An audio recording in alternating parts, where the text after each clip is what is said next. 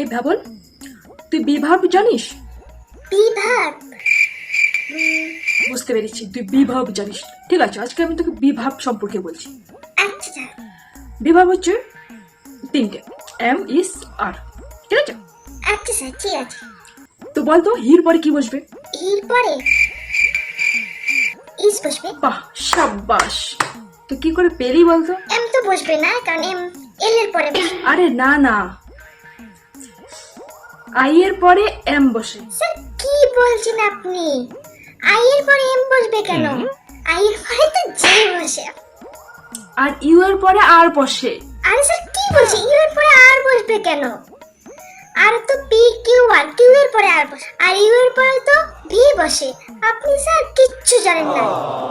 আপনি এক কাজ করুন তো, আপনি জানতো আগে এবিসিডিটা ভালো করে শিখে আসুন, তারপর পড়াতে আসবেন। কিচ্ছু জানেন না, পড়াতে চলে আসুন।